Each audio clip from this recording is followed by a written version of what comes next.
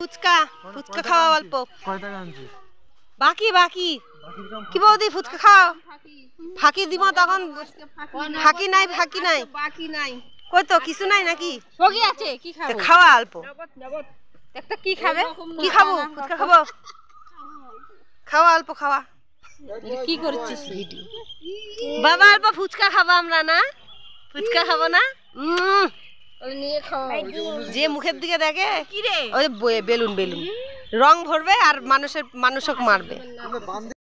রাধে রাধে নমস্কার, কেমন আছে তোমরা সবাই? আশা করছি সকলে খুব ভালো আছে। সঙ্গীতার ঘরকন্যা হোয়াইট ব্লগে আরও একবার আপনাদের স্বাগত।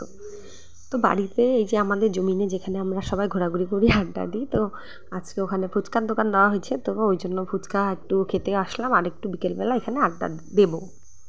যে ফুচকা খাওয়ার জন্য বাটি দিছে, বাটি এই যে ফুচকার দোকানদার বাটি দিছে। আর কোনি বাটি ফুচকা দিবে, বাটির মধ্যে প্লেট নাই দে দোকানদারের কাছে নাই দে।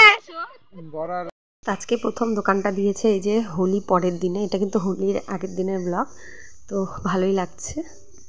খাবা গো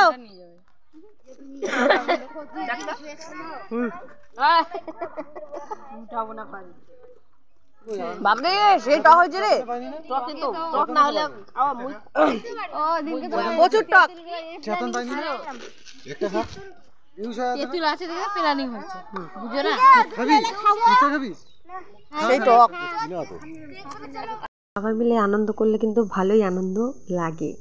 এখানে এই যে বাচ্চাগুলো খাওয়া দাওয়া করছে, একবার করে খাইয়ে গেছে, তো আমি বললাম কেমন হয়েছে, ভালো কি খারাপ? ওরা বলছে ভালো। তো এখানে এই যে আমরা ছোটোবেলার থেকে জায়গাটাতে খেলে খুলে বড় হয়েছি, তো এইটুকুই শেয়ার করার ছিল আপনাদের সাথে। আজকে আমি এখানে রাখছি, সবাই ভালো থাকবেন, সুস্থ থাকবেন, সাবধানে থাকবেন। কালকে ফিরে আসছি আবার একটা ছোট্টটুকু, মানে 1K হয়ে গেছে, তো তার সেলিব্রেশন একটা ছোট্ট কেক দিয়ে করেছিল, সেটুকু তোমাদের সাথে কালকে শেয়ার করবো। টাটা।